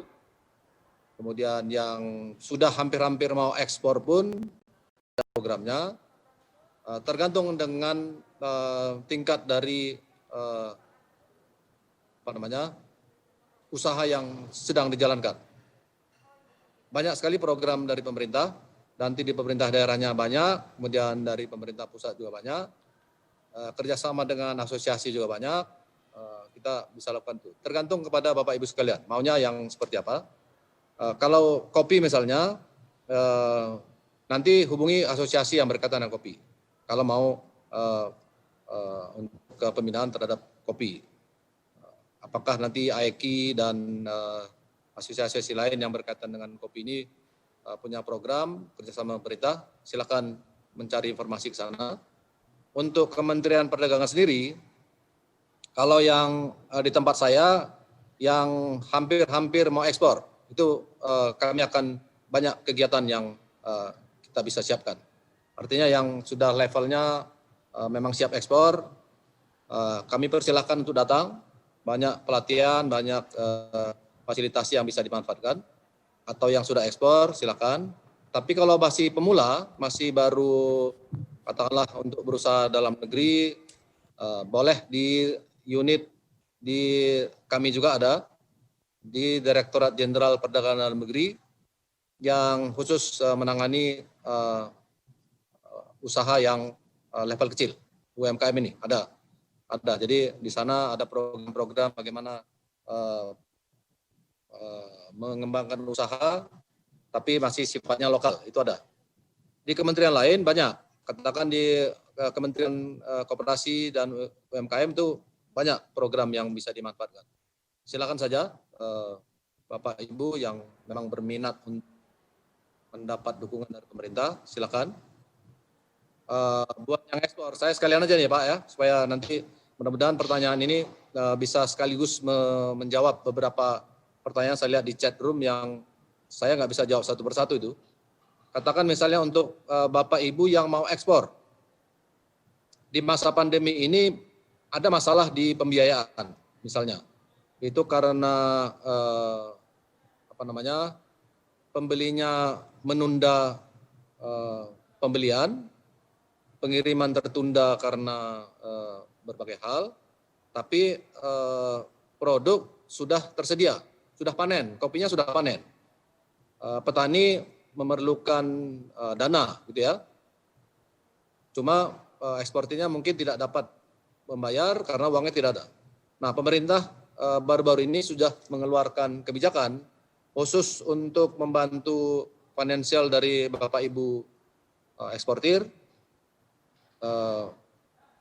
pelaku yang mau ekspor, untuk trade financing, untuk pembiayaan untuk perdagangannya. Itu bisa sebelum pengapalan, bisa setelah pengapalan. Sekarang ada kemudahan, kalau dulu semuanya berdasarkan LC, berdasarkan kegiatan jangka panjang, tapi sekarang sudah bisa per order. Kalau order Bapak Ibu sekalian terima dari buyer di luar negeri, itu saja disampaikan kepada LPEI, itu bisa dibiayai. Jadi per order bisa dibiayai sekarang. Rate-nya 5% untuk Indonesia rupiah, kemudian 2% untuk falas, valuta asing. Itu untuk yang sebelum pengapalan. Setelah pengapalan, untuk valuta asing hanya 1%. Untuk rupiahnya tidak ada untuk setelah pengapalan. Jadi ini rate yang cukup baik untuk membantu Bapak Ibu sekalian di tengah pandemi untuk bisa bergerak menjalankan bisnisnya, terutama untuk ekspor. Pemerintah sudah menyiapkan itu kebijakan yang terakhir yang bisa diberikan. Khusus untuk UMKM saja pun sudah ada program sama, artinya pelaku usaha level UMKM yang ingin ekspor dan siap untuk ekspor, tapi kekurangan dana, kekurangan modal kerja, kekurangan modal untuk melaksanakan ekspornya, silakan mengunjungi LPEI, karena di situ kita siapkan dana, namanya dana khusus untuk membantu UMKM. Sekarang nilainya ada tersedia dananya 500 miliar. Dana ini tersedia sampai akhir program. Selama 3 tahun tersedia. Kalau sudah sebelum 3 tahun 500 miliarnya sudah terpakai oleh UMKM, nanti bisa ditambahkan oleh pemerintah. Saya kira gitu, supaya tidak banyak-banyak saya berikan informasi, nanti malah terlalu banyak, nggak bisa ditangkap oleh kita. Baik. Sekian Pak Moderator. Baik, terima kasih banyak Bapak Marolop atas jawaban yang diberikan. Jadi bagi Anda pelaku usaha jika ingin memulai bisnisnya bisa langsung menghubungi asosiasi atau ke LPI tadi. Nah, untuk pertanyaan selanjutnya kepada Bapak Pranoto dari A. Ranggawarsita. Pertanyaannya Pak, bagaimana upaya kolaborasi antara AIKI dan petani kopi selama ini untuk meningkatkan ekspor kopi? Karena seringkali petani punya produk yang bagus namun kurang informasi terkait channel pemasaran atau ekspornya. Nah, ini pertanyaan menarik Pak. Monggo Bapak Pranoto untuk bisa ditanggapi. Terima kasih Pak Moderator. Sebetulnya mungkin petani, sebagian kecil petani masih belum tahu asosiasi. Yang seperti saya utarakan tadi. Saya baru 2 minggu lalu itu mengadakan namanya KKSI Pak, Kontes Kopi Specialty Indonesia. Saya dari awalnya itu kerjasama AIKI dengan Puslit Koka Pak, Pusat Penelitian Kopi dan Kakao Jember Pak, di Jember. Kita itu ngadain kompetisi Pak, dan 2 minggu lalu itu yang ke-12 Pak. Dan tiap tahun itu rata-rata itu di atas 200 sampel yang masuk, Pak. Tahun lalu itu waktu di Bandung, saya tiap tahun pindah-pindah tempat, Pak. Dari daerah areal penghasil kopi, Pak. Tahun lalu saya di Bandung yang masuk itu 770 sampel, Pak. Dan tahun ini saya persempit waktunya, akhirnya saya percepat, Pak, daripada sebelumnya. Sebelumnya itu kurang seminggu masih boleh kopi masuk. Tahun ini saya 3 minggu sebelumnya kopi harus masuk, Pak. Dan saya udah final, Pak. Dan final saya kemarin 2 minggu lalu itu saya virtual cupping, Pak. Kenapa saya sebut virtual cupping dan virtual cupping kompetisi saya yang pertama, Pak, di dunia. Karena mereka itu tidak bisa datang. Biasanya juri-juri saya dari seluruh dunia, dari Brasil, dari Vietnam, Jerman, Belanda, Amerika, kemudian Jepang, semua masuk, Pak, ke Indonesia. Tahun ini nggak bisa, Pak. Jadi sampel-sampel itu harus saya kirim, Pak, ke negara masing-masing, kemudian mereka goreng di sana, kemudian kita cupping bersama, Pak. Dan itu pertama kali, Pak, 2 minggu lalu, Pak. Dan petani saya itu tahun ini tetap mengharapkan saya untuk melakukan, karena mereka itu bilang, Pak, tiap kali saya selalu selesai KKSI, harga nilai jual saya itu naik, Pak. Jadi harga bagus. Makanya saya sebut petani saya itu berani jual 300.000, 800.000. Saya cuma ngingetin mereka. Saya pengen kalian itu jualnya itu kontainer, Pak, bukan kilo gitu. Bapak bisa jual harga gitu, tapi jualnya cuma 60 kilo, 100 kilo percuma. Yang saya harapkan itu adalah jualnya kontainer load. Pasti Mendak mendukung saya, karena kita kan jualannya kontainer, Pak Marolov sama Pak Arief. Jadi itu kira-kira dari saya. Jadi tolong nanti saya kasih handphone saya, mungkin panitia punya, WA saya aja nanti saya kasih tahu, dan saya selalu bantu petani saya termasuk yang di seluruh Indonesia, bahkan bukan Indonesia, Pak, yang di Brasil, yang di Indochina, termasuk Myanmar, kemudian Laos, dan sebagainya, banyak saya bantu, Pak. Mereka jualan ke dunia, Pak. Saya selalu terbuka untuk membantu, dan saya menyalurkan pasar-pasar mereka di dunia kalau memang kopinya bagus. Itu tujuan saya, Pak, karena memang saya generasi ketiga di kopi. Kalau kolaborasi itu nggak usah takut. Banyak petani saya yang saya bantu, itu langsung, Pak, saya bantu, dan harganya sekarang bagus, dan jualannya juga bukan kiloan, Pak. Kontainer load, Pak, saya bantu. Boleh tanya petani-petani yang mengenal saya. Kalau petani Indonesia, bukan yang Indonesia, Pak, termasuk di Brasil, di negara-negara lain tuh, kalau ngomong Pranoto, mereka rata-rata tahu karena memang saya sering bantu mereka. Kalau petani yang tanya tadi, silakan cari tahu WA saya dari panitia, nanti pasti saya bantu, jangan khawatir. Dan saya hanya tambahan saja buat Pak Marolov, mungkin Pak Arief juga harus tahu, Pak Arief kemarin itu klien-klien saya di Jepang itu cukup bengong, karena ada orang-orang tertentu itu yang approach kafe-kafe kecil, kemudian menawarkan diri bahwa dari Kementerian UMKM menawarkan untuk jual personal ke kafe-kafe. Nah, itu yang jadi membingungkan buat trader-trader di seluruh dunia, Pak. Tujuannya kita kan mau jual kilo atau mau jual kontainer load gitu. Jadi itu yang perlu diperhatikan, Pak. Saya bukan tidak mendukung, saya mendukung, Pak. Kenapa Jepang sampai sekarang eksis? Karena Jepang itu punya namanya Soho, Pak. Soho itu adalah trader, Pak. Jadi mereka itu tidak berani, mereka itu punya kafe, mereka tidak berani import kopi sendiri karena papernya segala peraturannya itu sangat rumit gitu. Jadi mereka selalu memakai namanya Soho, Pak. Jadi makanya mereka itu jadi kuat gitu. Bukan saya tidak mendukung yang disebut UMKM dan lainnya. Kita persatukan UMKM tapi dengan jalur yang benar. Jadi jangan jadi eksportir yang menjadi eksportir PKL, Pak. Sorry, karena kita ini negara gede, Pak. Dan saya tadi, Pak, saya kan selalu ngomong, kopi-kopi kita itu di dunia itu mendunia, Pak. Semua orang tahu kopi kita. Tapi rata-rata kopi kita itu tidak mungkin jualnya itu hanya per kilo, Pak. Jadi kalau untuk petani-petani, tetap saya usulkan kita bersatu aja. Kalau saya udah bimbing petani itu banyak gaboktan, Pak. Gabungan kelompok tani. Jadi gaboktan itu membernya 60-70 per gaboktan. Jadi itu kira-kira dari saya, Pak. Bukan saya mengecilkan hati, tapi kita harus menjadi negara yang kuat dan cukup sangat representatif. Itu aja kira-kira masukan dari saya. Terima kasih. Baik, terima kasih banyak untuk penjelasannya dan jawabannya, Bapak Pranoto. Semoga pertanyaan tadi, jawaban dari Bapak Pranoto tadi terjawab ya. Dan untuk pertanyaan terakhir, Pertanyaan ditujukan kepada Bapak Arif. Dari Rahmania Nurul. Pertanyaannya Pak Arif, bagaimana meminimalisir resiko pada saat pengiriman dari Indonesia ke Jepang dan sebaliknya? Kemudian, bagaimana atase Indonesia di Jepang memfasilitasi eksportir atau importir dalam pemasaran? Silakan Bapak Arif untuk ditanggapi pertanyaan berikut. Iya, terima kasih. Jadi tadi pertanyaannya bagaimana kita meminimalisir resiko ya kan gitu ya. Tadi meminimalisir resiko pertama adalah ya tadi mengenal pasar yang akan dituju.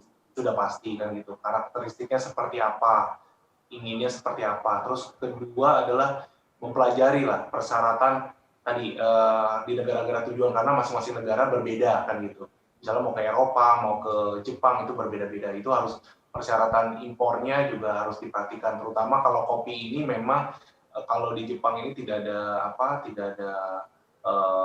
persyaratan tertentu, misalnya yang terkait dengan tata niaga impornya, tapi di sini persyaratan terkait dengan karantina, terkait dengan persyaratan residunya ini sangat tinggi, bahkan yang kami pelajari ini lebih tinggi dibandingkan dari Eropa. Jadi kalau di sana tingkat residunya itu masih di batas toleransi sekitar 0,05 ppm, di sini sampai 0,01 ppm. Jadi memang Jepang itu jadi bukan hanya kopi aja, tapi memang di segala bentuk makanan mereka, pangan, itu baik misalnya umbi-umbian atau misalnya mau diimpor baik seafood dan lain sebagainya, itu memang standarnya tinggi sekali, di karantinanya tinggi sekali. Jadi ini perlu dipelajari dahulu, jadi jangan sampai masuk ke sini akhirnya di-reject oleh karantina setempat, atau tidak bisa masuk, akhirnya mengalami kerugian yang luar biasa. Jadi ini perlu diperhatikan. Jadi karakteristik, persyaratan impornya itu perlu diperhatikan. Selanjutnya juga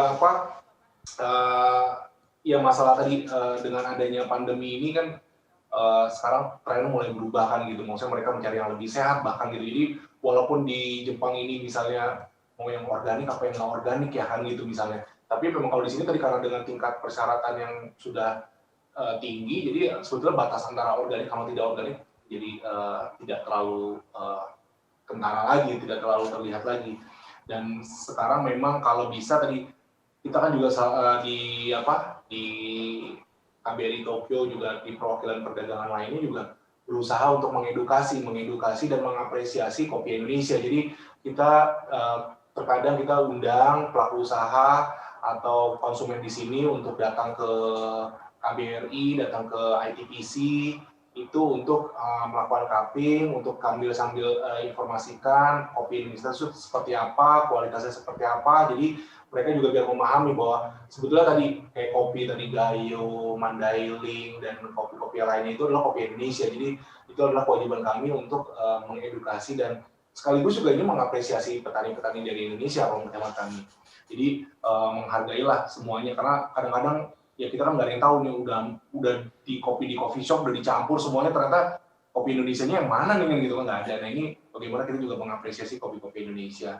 Jadi sekarang kita juga mendorong bagaimana adanya traceability. Tadi Pak Direktur juga sudah sampaikan indikasi geografis itu merupakan suatu nilai tambah untuk menjual kan gitu di luar negeri. Kita harus karena di sini misalnya sudah ada misalnya yang menjual kopi di sini misalnya dalam bentuk drip coffee, terus dia udah ada scannernya, terus jadi kita bisa ada barcode-nya, terus di scan bisa ketahuan nih traceability-nya ini dulu diambil dari di daerah di mana nih, di daerah di Aceh, di kabupaten apa, semuanya. Jadi kan tadi kembali lagi orang di sini kan suka dengan story. Jadi kalau kita bisa memprovide atau kita bisa menyiapkan hal-hal tersebut itu bisa menjadi suatu nilai tambah ya kan gitu.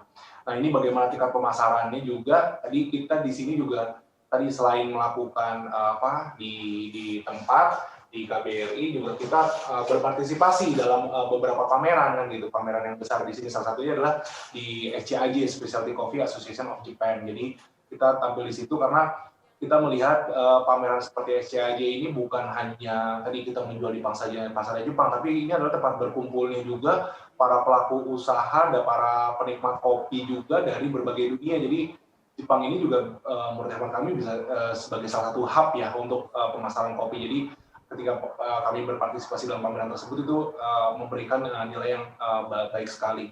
Namun sangat disayangkan tahun ini SCIJ karena pandemi tadi pameran specialty coffee tadi dibatalkan, tapi kami insya Allah akan ikut kembali pada tahun depan. Saya rasa itu kalau terkait dengan pemasaran. Terima kasih. Baik, terima kasih banyak atas tanggapan yang diberikan oleh Bapak Arief. Saya yakin tanggapan tadi pasti bisa menjawab pertanyaan yang diajukan oleh Rahmania Nurul. Baiklah, dengan berakhirnya jawaban dari Bapak Arief ini, berakhir pula sesi webinar kita pada siang hari ini. Saya mewakili Bank Indonesia mengucapkan terima kasih sebesar-besarnya kepada Bapak Marolop, Bapak Pranoto Sunarto, dan juga Bapak Arief Wibisono karena telah meluangkan waktu dan juga memberikan presentasi yang sangat menarik dan informatif, juga telah bersedia menjawab pertanyaan dari Bapak Ibu peserta webinar kita pada siang hari ini. Selamat melanjutkan aktivitasnya kembali Pak, dan sampai bertemu di kesempatan yang lainnya. Dan saya yakin apa yang telah disampaikan ketiga pembicara tadi pasti sangat berguna bagi Bapak dan Ibu yang mengikuti webinar kita pada siang hari ini.